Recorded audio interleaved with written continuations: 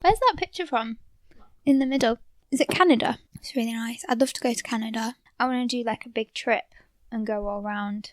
And you've got to be careful, there's bears. You don't want to go hiking in Canada. Seriously. Yeah. I'd love to see one from a safe distance. Hello and welcome to episode 15 of the Ravishing podcast. We're talking through Jilly Cooper's Rutger Chronicles in order, one section at a time. We'll discuss the chaos, the drama, the sex and everything else that gets thrown in along the way. Just to clarify, we're not professionals or journalists. We just love the books, the Rutger world Jilly has created, and love talking about them. You may already know the books well, you may never have read them and only heard about Jilly Cooper through the recent fabulous TV series Rivals on Disney+. Everyone is welcome here. I'm Lib, I'm relatively new to these books, and my mum Jan has known them for years. For those newcomers who've only seen the new TV show, Riders is the first in the 11-book series and where we first meet Rupert Campbell Black. Rivals is the second book and we'll be moving on to that one soon.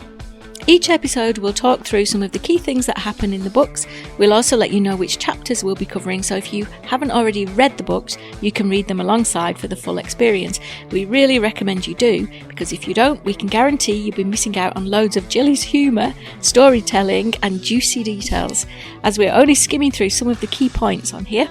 We're here to analyse or maybe overanalyse with opinions, tangents and probably lots of judgment, because these books deserve to be talked about. There will be swearing and there will be mentions of sex, because this is Jilly Cooper, and if we had to cut out the rude bits, there will be nothing left to talk about. Today we'll be covering chapters 46 to 50, so if you're reading the books alongside, make sure you've read those chapters first. Before we get into it, how are you? I'm good. I'm thinking about lunch, I can't lie to you. So it's very possible that talk might stray to food, because I've got food on the brain, but I'm trying to keep it on track. I like food. And then we can have a nice big lunch afterwards. Oh, okay. Yeah. So last episode, Dino and Fen finally kissed, but just as suddenly as it started, it was all over again. Dino thought Fen needed to grow up and get over Billy, and in this episode we'll see what Fen does to try to prove that she isn't a kid anymore, okay? Mm-hmm. And we do have some major Rupert and Helen drama coming up later as well, so make sure you stick around for that. So Fen has been nominated for Sports Personality of the Year, which means she gets to get all glammed up and go to the big event, and when she arrives it's clear she's the star of the night, and all the admiration is going to her head combined with the champagne, I imagine, and she's feeling a little bit giddy. She really is a big star now, isn't she? I mean, Sports Personality of the Year is huge, isn't it? Yep. And are we happy that she's getting her, her big moment in the spotlight? I'm definitely happy. I mean, she's worked hard. Yeah. So I'm happy. Yeah. Do you think it could be bad for her? Maybe all this sort of attention, could it go to her head? Because she is quite young still. Well, I suppose that's what Jake's been trying to avoid, isn't it? Yeah. But she is only young. But yeah. So I think she's pretty grounded, but I'm sure that there'll be elements that will. Yeah, she's not going to handle very well. Yeah. Well, particularly male attention, right? Yeah, well, she's not done very well out of that so far. And tonight at the Sports Personality of the Year Awards, she is getting male attention from every direction. But the one that really catches her eye is the handsome racing driver Enrico Mancini? Mancini? I don't know. Mancini. If you want to figure out for yourself. Is Dad would know. My brain went to Enrico Mancini, but then, why aren't we saying Enrico Mancini? Yeah. I'm just thinking, isn't Mancini... It's not Mancini. Isn't he a composer or something? I don't know. Let's just call him Enrico, shall we? Yeah, Enrico. Yeah, that'll do. And apparently, she seems to have caught his eye as well. He sends over a note to her asking if she wants to go out after the ceremony, but she says she can't. She's got to rush straight home because she's leaving at the crack of dawn to go for a show abroad. Is this a potential new love interest here? Mm-hmm. What are we thinking about Enrico? Well, it's potential, isn't it? Yeah. Let's talk about what he looks like. So he comes in late. He's wearing jeans and boots and a bomber jacket, and he's got a plume of chest hair poking up out the top of his shirt. He's exotic and handsome, but I feel like he's probably a bit smelly. Smelly? Yeah. I don't know why I feel like he smells. No, I don't know. No, that's not where I went. He sounds like a bit of a bad boy from what we've heard so far, doesn't he? Because he arrived late. He didn't dress up for the event. I mean, everyone's in suits and dresses and stuff, and he's wearing jeans and a jacket and dirty boots. He's not really dressed for the occasion, is he? No, it's a little disrespectful, isn't it? But yeah. Oh, but he has just got off a plane and got there late. Was he actually invited, though? I don't know. I don't know. Has he just... I don't know. No. I don't know. What do you think of him? Look, so you don't think he smells? Do you think he smells good? Do you think he smells like expensive Italian perfume? Yeah. Yes. But yes. I hope it's not Acqua di Parma, because that's my favourite, and I like it when Dad wears that. So I don't want this sleazeball wearing it. So, yeah. Sleazeball? You think he's a sleazeball? Yeah. I don't like him too much from what I've heard, but... I'm glad that Fenn's getting attention, particularly from the one person that's caught her eye, and she's getting that attention back. I'm glad that she has that. Yeah, I agree there, and it must boost her confidence a bit. But the last thing she needs is an overconfident macho type. Oh, I mean, they have their place, for definite, but not for Fenn, and definitely not now. It's not really what she needs, is it? No. Well, her refusal of a date doesn't seem to put him off very much. No. Pause. We're going to have to figure out something that we can do to stop that clock. We can't take it out the room. It's massive. Move rooms. But they've got the comfy sofas. I know. Ah, we can't win. We can't. It's a hard life, isn't it? Have to be uncomfy. No. No. So Enrico moves seats to sit next to Fenn, and they start getting a little bit frisky during the ceremony. And Fenn is so distracted and at this point drunk that she barely even notices that she's actually won. And I feel like this is skimmed over a little bit, but this is a really huge deal. She's a show dumping star, and we know that, but now she's being recognised as a sporting star, a national star, isn't she? And sports not only personality of the year. Sports star, but the sports star of the year. I think I don't know about now, but I think at the time it was a male and female category. Oh, was it? Okay. Yeah. But still, and sports personality of the year, even though Dad says it's an oxymoron, it is a big deal. And the fact that she's won it, like, that's huge. It kind of cements her place, because she's winning out against all the other sporting stars in the country. I'm not really interested in a lot of sport. Yeah. But it's not like I'm not like into the Oscars either. It's but I'm up for anyone getting any awards for their achievements. Mm-hmm. So yes, it's fantastic, and especially something that they've worked so hard for. Yeah. It's been relentless, and you finally get the recognition at the end. I mean, I'm not sure about some of these MBEs and knighthoods that people get for services to entertainment. I mean, they're just doing the blooming job. If they get something for doing like charity work or something like that, that's fine. But when it says, I don't know who, Tom Jones or somewhere, not that I'm dissing him, he's great. I don't know. People... He gets his knighthood for his services to entertainment for 40 years or whatever it was, I don't know. But you think, well, loads of people do a brilliant job and are committed to work, and they don't get a knighthood. But we do need entertainment. We do, and they're well paid for it, and they get the recognition that they want, and they're famous and all. But they don't need a knighthood for just doing their job well. But they do give out knighthoods and stuff for people who have done really good things. Oh, absolutely, it's just not quite as publicised, is it? Because they're not famous. David Beckham, he's not just a footballer. He's got his for all the masses of charity work he's done, and that's great. But some people. Services to entertainment. No. No. You don't agree. No. It's a sport. You don't agree. Oh, no. You do agree. No, not just for being a sports person. If you're going to be a top sports person and do really well, yeah, you deserve the Sports Personality of the Year award. Yes, Yeah. it's fantastic. But no, you don't need a knighthood for that. Well, she hasn't got a knighthood. No, she hasn't. So she's okay. No, but I'm saying, I understand. I'm excited. And yeah, for this. if you're in the spotlight like that, if you're in the public eye and you have a lot of money, like a lot of these people do, you do sort of have a little bit of a responsibility to yourself and to, humanity to stand up for something, don't you? Yeah. And you probably should. Yeah. Stand up for some kind of cause, because there's lots of people who do, and they do really good work, don't they? No. Maybe Fen should do that, and then she'll get knighted, or what do they call it for a woman? Damehood. Damehood.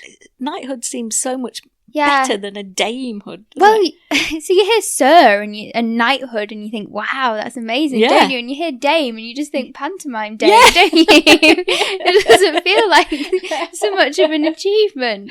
And yeah, I don't know. What could we call it instead? I don't know. Because lady's always a thing, isn't it? But that doesn't feel big enough. No. Maybe we should just be sir as well. Yeah. I don't mind that. Yeah, why not make One it gender for all. neutral? Yeah, that's fine. We'll go with that. Yeah. Right. You heard it here first, folks. Sir Judi Dench. Sir Judy. It sounds weird.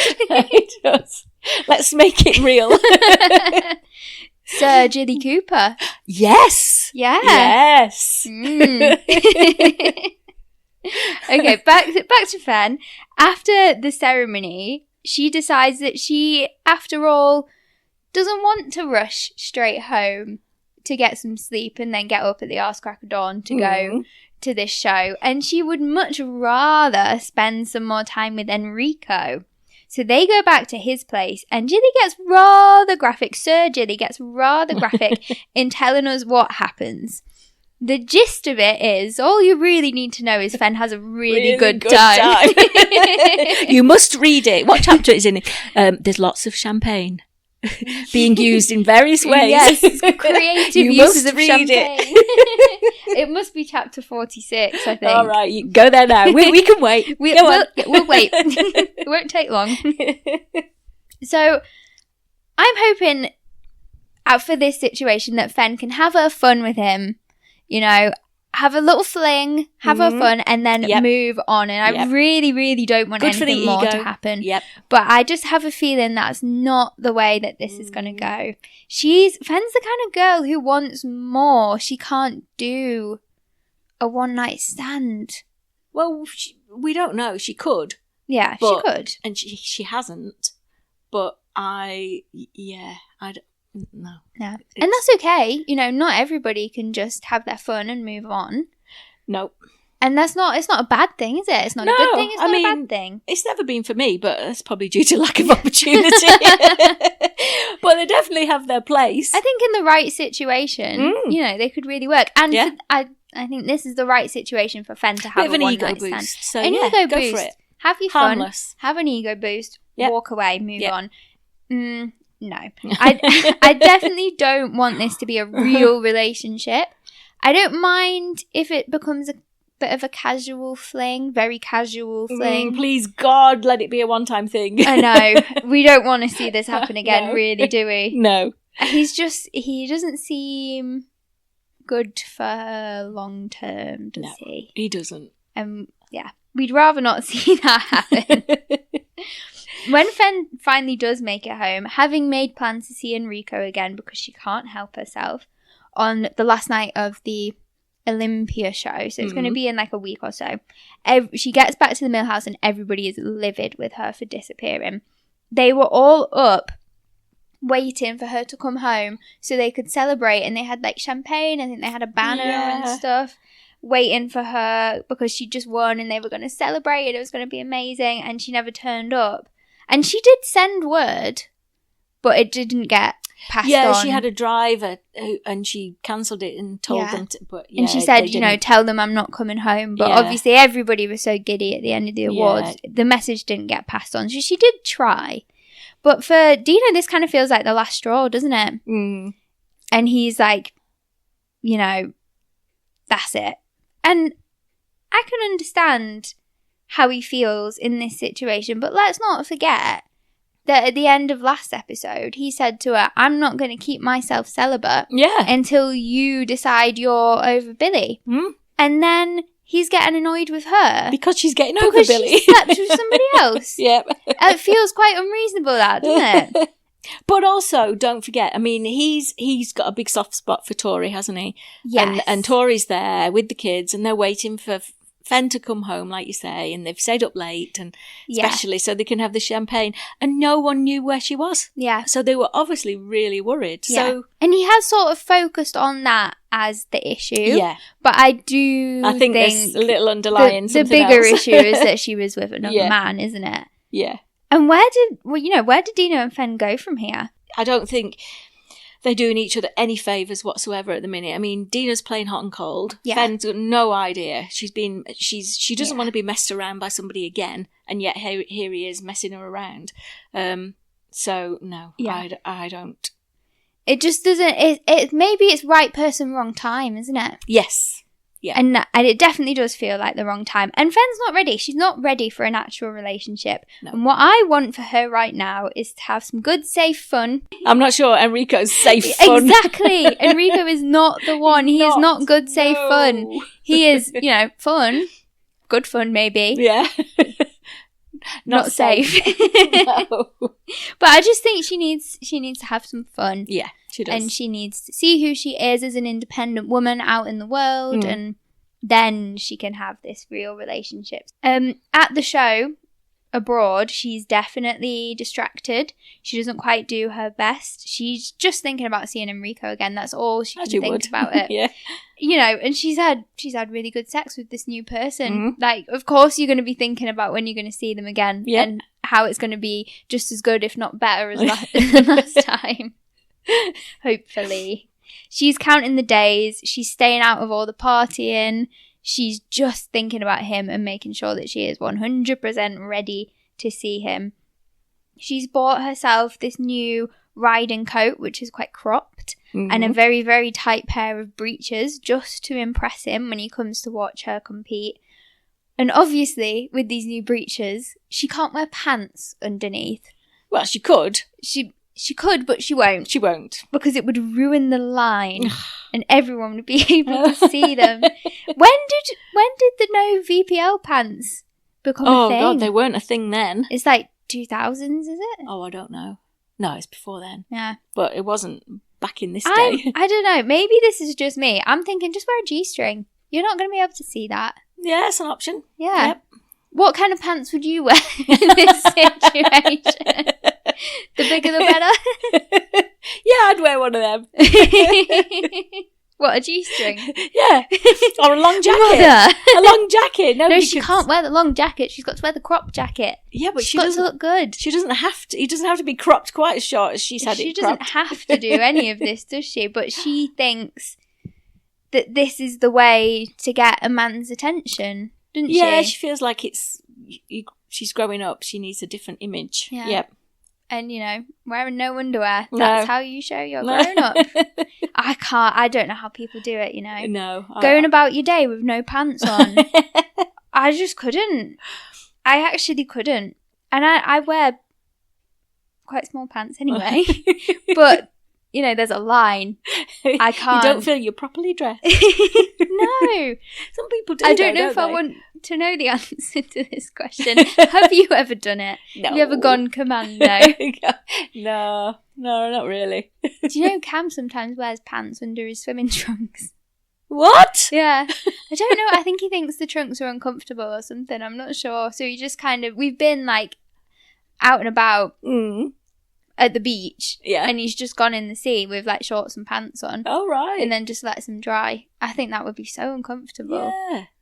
Because they wouldn't dry quite the same as swimming trunks, would they? And they'd be a bit sticky and stuff. Yeah, I don't know. No, not for me. I think there's not wearing pants and that's going too far. Yeah, and then this is going too far in the wrong direction. So this brand new revealing outfit for Fen, for me, it does kind of feel a little bit childish. It's kind of how I want to get his attention. I want to impress him. How do I do that? Wear the tightest pair of trousers anyone's ever worn with no underwear and a cropped jacket. You know? I don't agree. See it like that. How do you see it? I don't see it as childish. I see it as her doing something for herself. Yeah. She wants to wear this stuff to make her give her a confidence boost, and it's going to kind of catch the eye of Enrico, and you know, that's not a bad thing. And I don't see it as childish at all. I see it as go girl, you know. Go girl. Yeah. You go girl. For me, it just feels like the kind of thing that a not very mature person would think would make them look older and more mature. Do you know what I mean? Oh no, come on. It's riding trousers. I'm being a bit harsh. You are. It's riding trousers and a jacket. She's not sort of decided she's going around in a bikini or something. Well, she could have done that. Fair dues. She could have done that. You know, wearing a dress cut so low it's almost like down to her knees. You know, she's not done any of that. Yeah. No. Okay. No, you go, girl. You go, Fen. Do it. Well, saved you there, Fen. This new outfit causes quite the stir, but not as big of a stir as Enrico causes when he turns up to the competition late. Of course. Again, and then leaves early, telling Fen, "Oh, just come meet me at this party, but like I have to go because I want to go to the party." Yep. Which is, you know, he's seen her twice. And both times he said, leave this important event early. Yep, and come with me. To come with me. To do something, you know, frivolous. Yeah. And we don't like that attitude, do we? No. I mean, he's a motor... a motor driver. He drives motor cars. He's a racing car driver.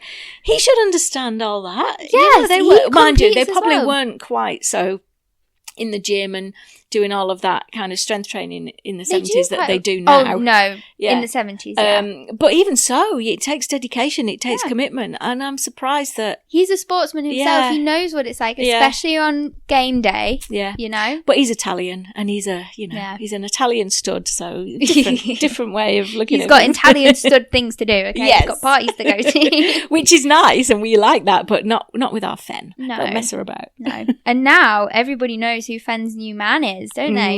And Dino seems a little bit thrown off his game, more than a little bit. And I can imagine this would be like such a big deal for the fans watching this, and they're like, that's that racing driver. Oh, and he seems to be dating this show jumper. It's quite an exciting little crossover, isn't it? Yeah. Can you think of any examples of that kind of thing? I'm thinking like Posh and Bex immediately, like a singer and a footballer. Yeah, they were massive together. They were huge, in the weren't 90s. They? Yeah. And obviously that was timing as well, because he was such a huge star and she was a huge star. But so the fact that you get this crossover, it's so fun, it's great they're together. I mean, you've got Taylor Swift, haven't you? And that Travis Kelce. Yeah. That's a pretty big deal. I don't personally care about Taylor Swift at all, but she's all right. But that's a pretty big deal as well. Yeah, and they're getting married. Another sports and singer. Yeah. And then you've got Lewis Hamilton with Kim Kardashian. But I think that's drama. I don't think that's going to last. Well, that's allegedly, isn't it? And he also allegedly dated Kendall Jenner. Really? Yeah, you don't know about that. No, Little Minx. Him, not him. Yeah. I don't think they're right together. And especially as she was so disrespectful, refusing to talk to Martin Brundle in the paddock at the last. That was disrespectful. I mean, he is. She has no idea who he is. He's an icon. He's so rude. And it doesn't matter whether she knew who he was or not. Yeah. If she's in the paddock and she's there supporting her boyfriend for his sport, and somebody wants to come up with a TV crew to interview her, she should damn well be polite. Give him a few words. It doesn't take much.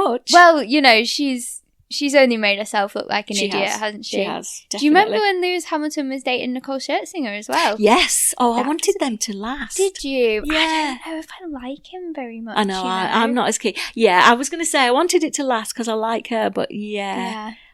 She can do better. She can. Who's she with now? I don't know. Hopefully somebody better. Yeah. Fingers crossed. Oh, aren't we judgy? I hope this is what the people want to hear. Who do you think Nicole should be with now instead of Louis? I'm going to have to look it up. Let's have a look. Here we go. You can't even spell her surname. Nicole. What? How does it start? Maybe it's the first few letters. Oh, it's okay. It came up. Okay, that's good. I already got it wrong because the second letter is C. Oh. I'm not even sure I know how to pronounce it properly. Partner Thom Evans. Thom with an H. So Thom Evans. Oh, is she still with him? Scottish rugby player. Is Chris Evans' cousin or something? Really? Yeah. Ah. Oh, that's lasted quite a while. It doesn't say. It just says partner, so they're not married. I know. Quite handsome, isn't he? I know that's been going on a while. Aw, but they look like a sweet couple. Let's have a look.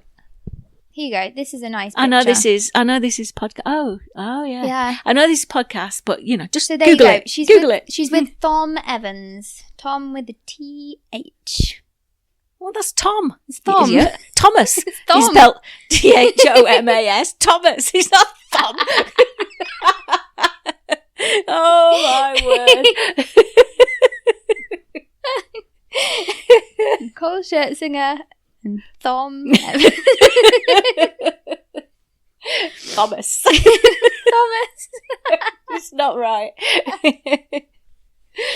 Oh, right. As we were. Fen also seems a little bit distracted.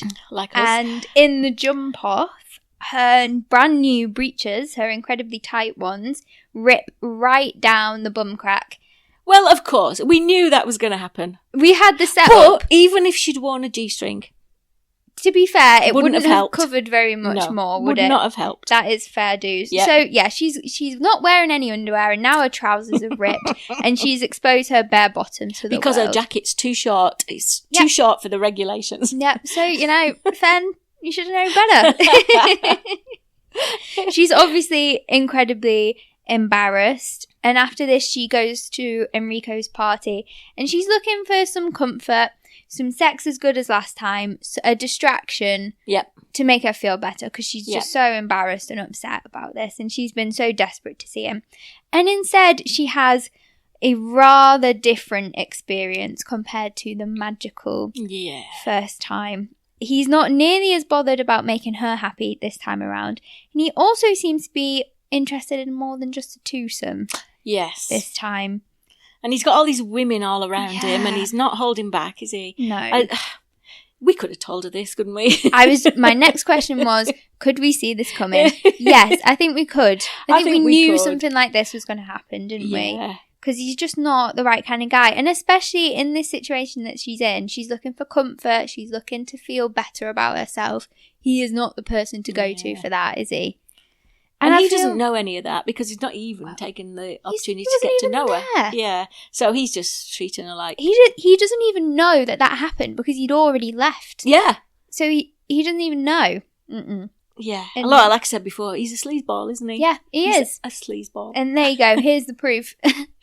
I was torn about using this quote for one of the quizzes, but I decided not to. But Sir Gilly describes his Willy, Enrico's, like a grotesque Italian pepper grinder.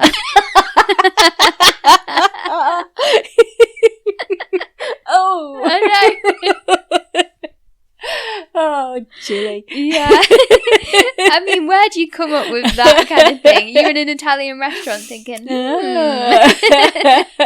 He should have stopped after that first night. Yeah. I think she may have needed a little kick up the exposed arse to bring her back down to earth, So maybe this is going to be a good thing for her. Yeah, I think so. I mean, she's been humiliated all over the papers with her bum on show, and she's seen the real true side of Enrico. It's all learning experiences, isn't it? Yeah, and you've got to notch them up. Some more embarrassing for other people than others, but tick that box. Been there, done that. Yeah, I can now move on. Learn from it. Yeah, everything's fine. Yep. After being so distracted by Enrico since she met him, and then the embarrassment of the bottom exposure situation and everything that happened with Rico and the Enrico and the disappointment, Fen thinks she might have actually hit rock bottom now. After Billy and everything, she was low, and then Dino, and now this. But as a final kick in the teeth, when she returns home after all of this has gone on, the next morning, she finds that Dino has taken all his stuff and moved out. Is it a bit drastic from him? Is that a bit much? It's very childish, isn't it? Yeah. Childish, Dino. Did you hear that? Yes. Childish. Yes, Dino. And to let Tori and Jake down. He's definitely hurt. He's definitely annoyed as well. But, you know, he'd been with other women too, so he can't be jealous about Enrico. But they both need to grow up and stop playing games. I know. And she was ready to come home and run straight back to him. Yeah. And he's just up and left. He could have at least told her that he was going, couldn't he? He could have at least said something. He probably thinks it's more dramatic to just disappear. But, you know, maybe this is a good thing. Maybe she does need some time on her own without a man to be obsessed with to figure out who she is. Yeah, I think because, she's still all mixed up and confused, isn't she? So if she went back home now and Dino's there and he's got his arms around her and all that, very nice. But actually, you need time to... She didn't need to run straight to another man, she needs time on her own to think about stuff, Yeah. She won't feel that, but we can see that. We can see what's best for her. Yeah. So, on that note, we're going to take a little break. Okay. And after the break, we'll be leaving Fen behind for a little bit and catching up with the Campbell Blacks. Ooh. It's been a little while, so let's see what they're up to. But before we go, obviously, the Ravishing Quick Quiz. Yay! Woo. So, Fen and Dino are arguing. I'm not sure when, I can't remember, but they're having an argument anyway. Yep. And she says to him, "If I were cast away on a desert island, I'd rather be propositioned by a gorilla." And he says to her, "You'd be wasting your time. ... I know this one. You know this one. It's a good one, isn't it? Well, I think I know it. Okay. Well, if you think you know it, we better leave the reveal until after the break. All right. We'll be back soon. Welcome back. Thanks for sticking with us. So, the answer to the Ravishing Quick Quiz that you think you know, okay? Fen and Dino are arguing.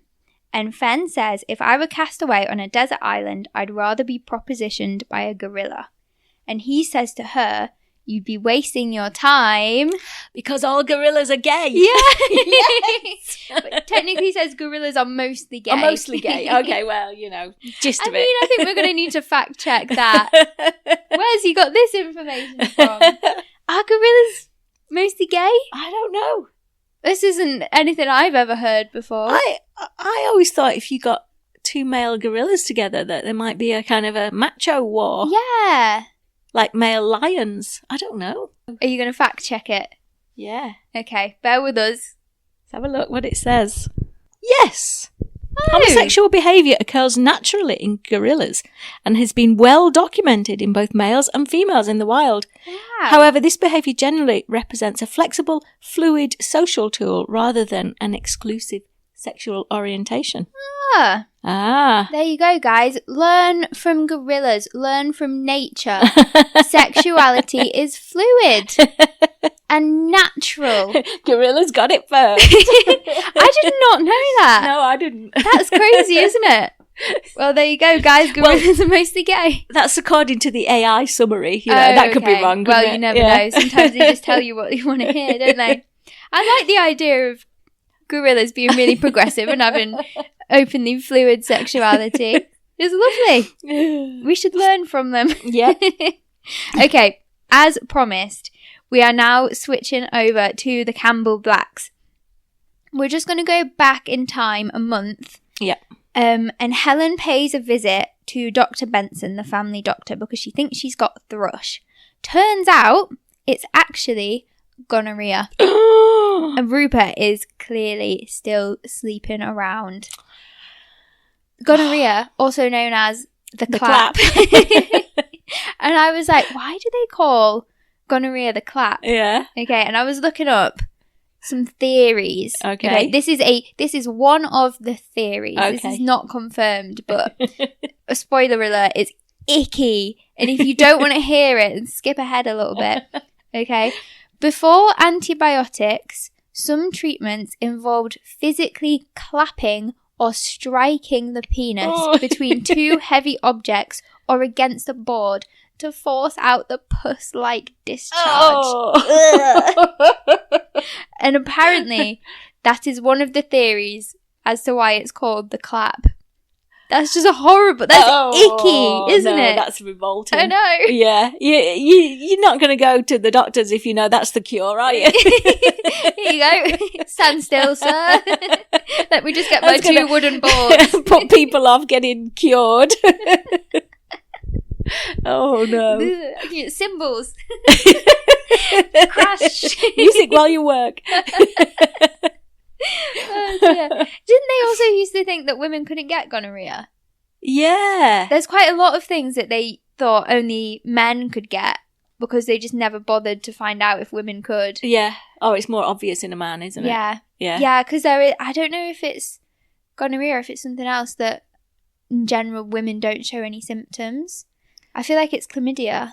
I don't know. I don't know. Helen must have shown symptoms if she went to doctors. Yeah, because she thinks she's got thrush. Yeah, so there must be some. Yeah. Well, anyway, Anyway, there you go. what do we She's know? got gonorrhea, and she's obviously got it from Rupert, hasn't she?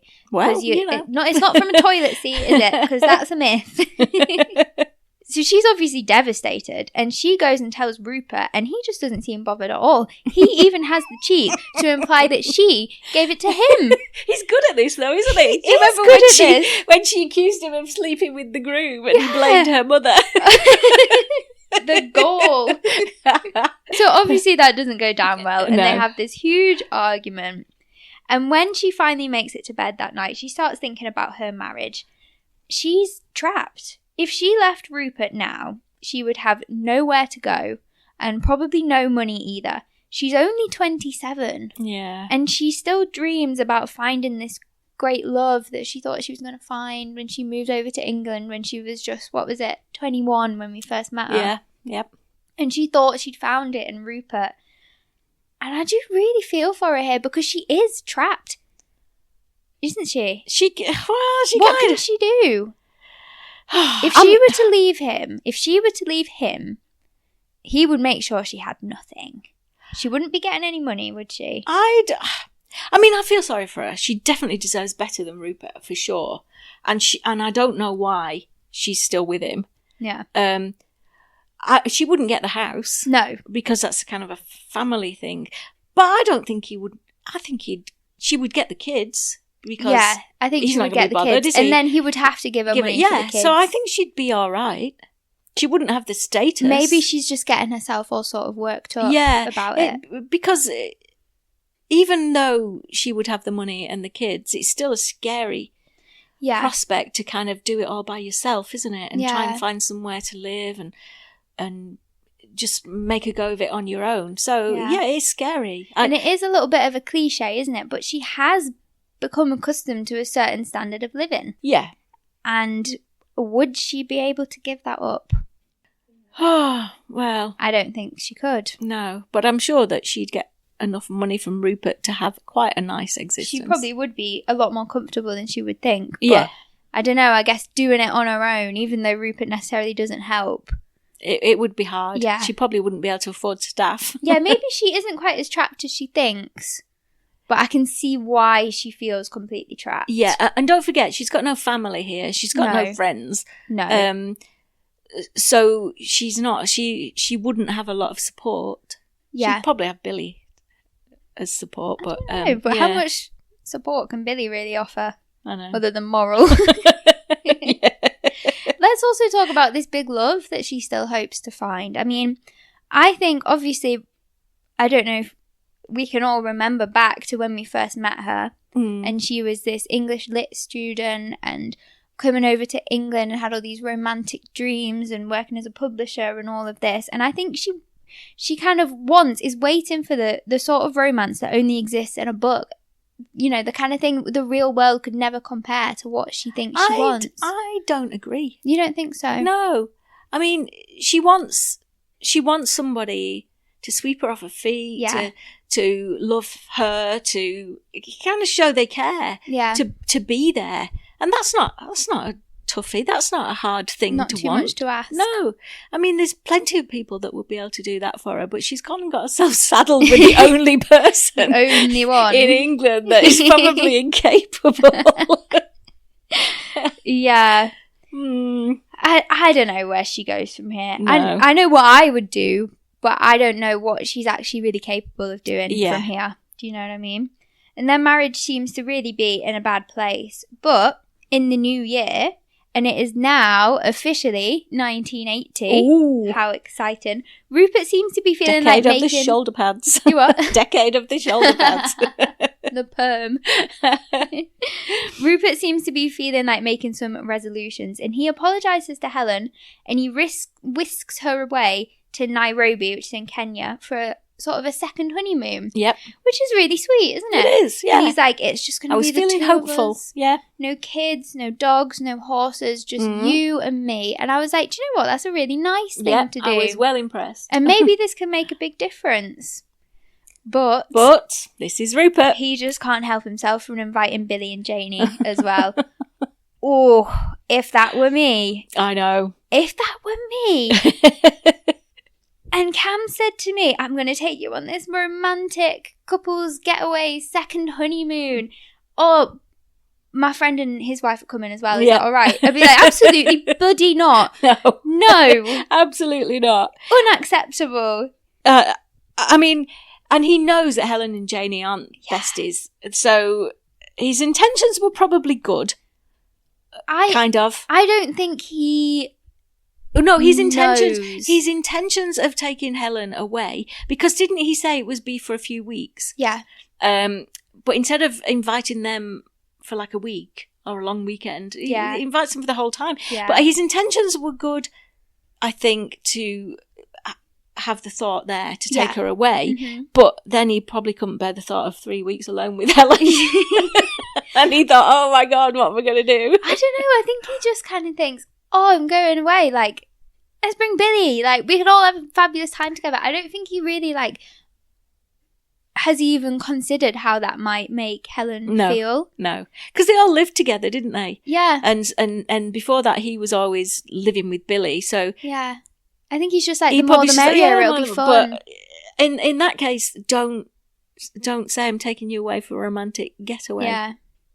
No. And then bring you no. How do you think Helen's feeling in this situation? Because obviously Billy was always kind of the mediator between the two of them. So maybe it's sort of a good thing, a bit of a buffer, but then also it was supposed to be their time. Yeah, I don't think she's thought that, oh good, Billy will be there, he'll be. No, I think she's just thought, you are joking. You have got to be joking. You cannot be serious. So, cut to Nairobi. Yep. The house is huge. They practically have a whole estate to themselves and a fleet of staff to serve them. Mm-hmm. And everybody, apart from Helen, is feeling incredibly relaxed. Billy and Rupert are walking around naked pretty much the entire time. And this is a quote, with their cocks wiggling. Just bouncing around. Happy little willies. Oh no. I don't want to see that. Billy's clearly drinking again. Janie seems to have decided not to give up alcohol entirely whilst pregnant. Yeah. That's a whole other issue. Is it okay to be wandering around naked in this situation? What do you think? Well, Rupert and Billy don't care. No. They probably did stuff like that at boarding school anyway. And, they probably swam naked in Rupert's pool and stuff when they were together.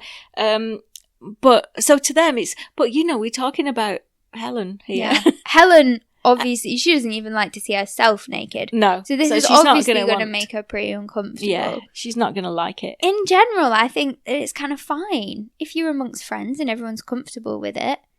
I don't think it's too bad. I think being naked is like so taboo, and I think it's a beautiful thing. It's a natural thing, and we should all be more comfortable in ourselves to, in the right situations, please don't naked. Take your clothes off now. No, not now. But I mean, anything goes in your own house. Do whatever you like, and but not in public. If you're in some kind of situation, obviously there's these sort of communes and stuff, and that's a whole thing. But I'm thinking like in Northern Europe and naked saunas. Yeah, there's a And time people, and a place. people are so comfortable with that. And I really don't have a problem with that. No, I think as long as you know it's an area where that's going to happen, or they've got these nudist beaches, and if you don't want to see it, you know have the option to avoid opt it. out. Yeah, that's fine. It's not for me, but that's fine for what anybody else wants to do. One of the things I hate, as soon as the sun comes out, men think it's all right to walk around topless. And unfortunately, most of the men that do that are not the men you want to look at. Yeah. And also, if we were to walk around the street topless, we would get arrested. Exactly. And they do it. Why are and they it's allowed? fine. I know. No. Yeah, no, I don't agree with that. But I do think nakedness should be less taboo. Yeah, it should, but it also... in the right situations. Yeah. And so Rupert knows that Helen doesn't really like that, and he doesn't care. Yeah. Which, it's not... No. It's not really... He's supposed to be taken away to try and kind of mend things a little bit because they've gone a bit awry. He's not that stupid to not realise, surely, that it's not Helen's thing. But instead, he just gets frustrated and angry with her. Yeah. I mean, I think she could maybe have forgiven inviting Billy and Janie. But to then spend the whole time doing something that clearly he knows is going to make her so uncomfortable, that is inconsiderate. One day, whilst everyone is lounging by the pool, still naked, apart from Helen, and drinking, things start to get a little bit sexual. That night, they have guests over for dinner, and somehow the talk turns to orgies. As it would, around a friendly dinner table. No, because it often does when I have friends over for dinner. Yeah. We always talk about orgies. So everybody seems to be getting a little over the top. The tension is incredibly thick, and I don't like where this is going. There's an awful lot of detail here that we can most definitely skip over. Yeah. It's like a half a chapter or something, isn't it? It is. The gist of it is that Billy and Janie and Rupert and Helen end up having a foursome, and Helen is not into it at all. No, not at all. In fact, she's incredibly upset, and this might really be the only time I've truly felt bad for her. Yeah. Because what they do is nothing short of appalling. Mm. And I don't want to dwell on it too much, but it is horrible. Yep. What they do to her. The three of them, if they want to. If they want to, fine. Yeah, go for it. It's as soon as decision. they realised Helen wasn't into it, they should have said, you go then. They should have let her go. Yeah. And I'm not necessarily surprised at Rupert, but I really, really didn't think Billy would do that. It's so out of character for Billy. I was quite shocked because he could see she was upset. Yeah. Mm-hmm. And I really thought that he would do something. Yeah. I think he just kind of hoped that she would. Yeah.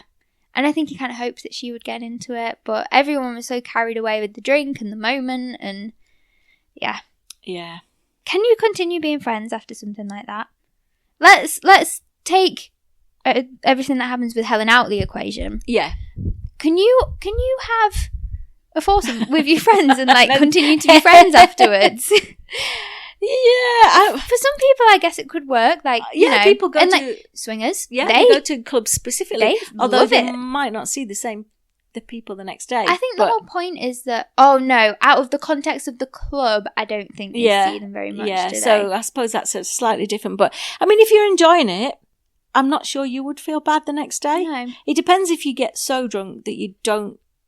You kind of enjoying it, but you're not. You know that it's only because of the drink. Yeah, and then in the morning, in the cold light of day. Oh my God. Yeah. But I don't think that was the situation here. But I think if you're Helen, you definitely would not be able to cope with it afterwards.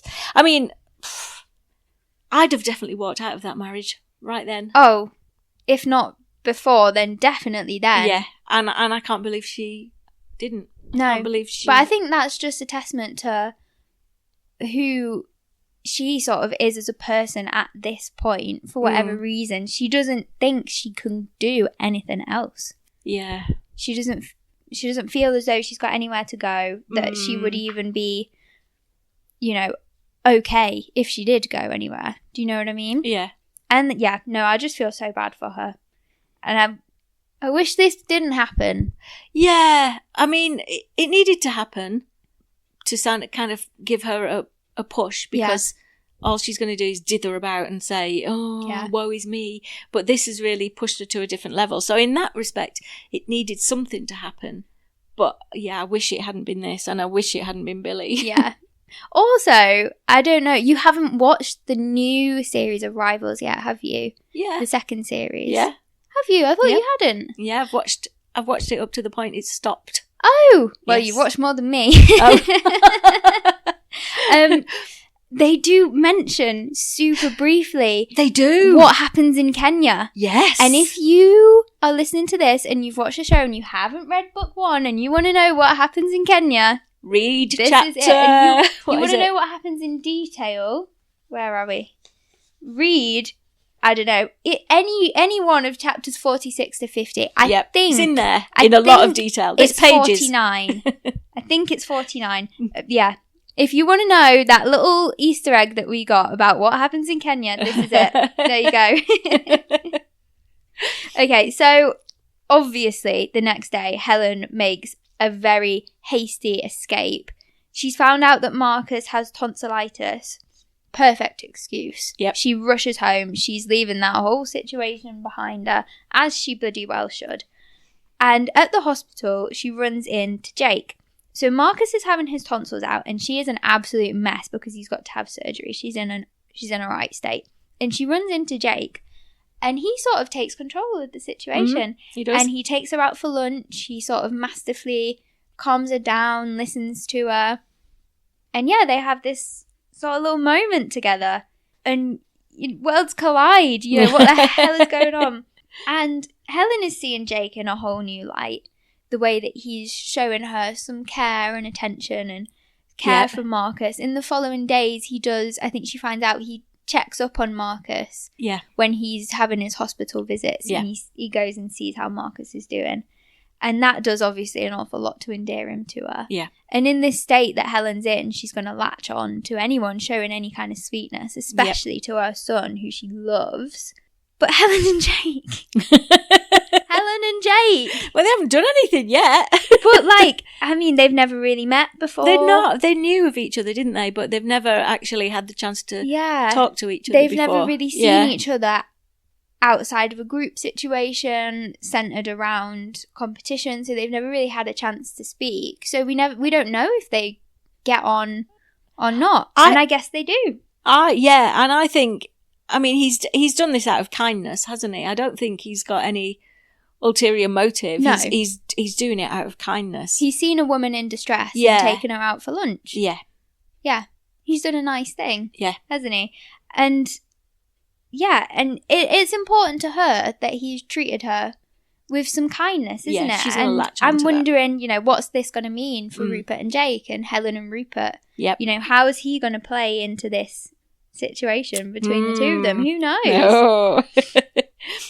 When Rupert returns from, I guess he stayed on in Kenya. Of course he did.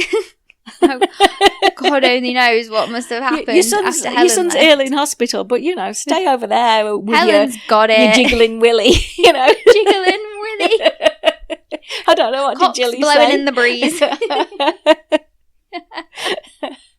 So when he returns home, him and Helen go to a fundraising ball for the Tory party, because did anybody think that Rupert was anything other than a Conservative? No. But why is she going to an event with him? she just kind of... Why doesn't she just... I think she just doesn't know what else to do. No. She's been this person for so long. It's such a part of who she is. She doesn't know what else to do, does she? So she goes to this thing with him, and he gets close with this woman called Amanda Hamilton, who is the wife of the Minister for Foreign Affairs. And Amanda thinks that Rupert could be quite successful in politics. And thus, a future is teased. Yes. And the seed has been sown for Rupert to start a career in politics. So we're like, okay, this could be where we're going to go. And this is the moment when we start to think, okay, Rupert's the anchor, you know? Yep. It's natural to have another book that follows him as a politician instead of a show jumper, isn't it? Yeah. And spoiler alert, that's what we get. And that's it for today. And next episode, Jake, having been given the all clear from the doctor, finally makes his big return to show jumping, and we'll find out where this friendship between Helen and Rupert goes. Jake, the Helen and aftermath. Jake. Oh, Helen and Jake. Yeah, Sorry, Rupert. they're not friends. The aftermath of their little lunch together and all of that. We're going to find out what that means for everybody. And it's going to be big. Before we go, Rupert or not Rupert, are you ready? I'm ready. One situation, 2 quotes, 1 real, 1 fake. Tell me, is it Rupert or is it not Rupert? Okay. So Rupert has bought a present for Tab, his daughter, a beautiful and expensive German doll dressed in national costume. Right. And he is talking about this to somebody, I don't know. And he says, according to the instructions on the box, she does almost everything except say ooh at the moment of orgasm. Or does he say, apparently she can walk, talk, and doesn't panic about being left on the shelf. She's the perfect woman. Which one's real and which one's fake? Well, I remember this one. Do you? Yes. Okay, go on then. It's hard not to, isn't it? I want it to be the other one, but it's not. It's not. So I want it to be the one about being left on the shelf, but it's not. It's the one that goes, ooh. I thought that was so good. Yeah. Ooh. Or he might have gone, ooh. Oh, yeah, who knows? Who knows how he said it? Yeah, we don't know. It might have been something entirely different. Yeah. I like, ooh. Ooh. Oh. There we go. Another one right for you. Yes. You've done good. Yeah, no, this episode. No, didn't I get the other one? Oh, no, it was the gorilla, wasn't it? It was the gorillas, yeah. Yeah, it was the gorilla. Yeah. Yes! Back on track. And that is it for today. It's time for lunch. Thank you so much for listening. If you enjoyed this episode, please tell your friends. And if you're feeling particularly generous, give us a rating or leave us a review. It really does help. If you didn't enjoy it, please keep it to yourself. You can follow us on Instagram and TikTok at The Ravishing Podcast for updates and extra bits, and make sure you turn on notifications so you never miss an episode. If you have strong opinions, and we know you do, we'd absolutely love to hear them. Favourite characters, who you imagine when reading about them, best bits, worst bits in the book, anything you want to share. You can message us on socials or email us at theravishingpodcast@gmail.com with all your Rutcher deliciousness. So that's all from us, and see you next time. Goodbye.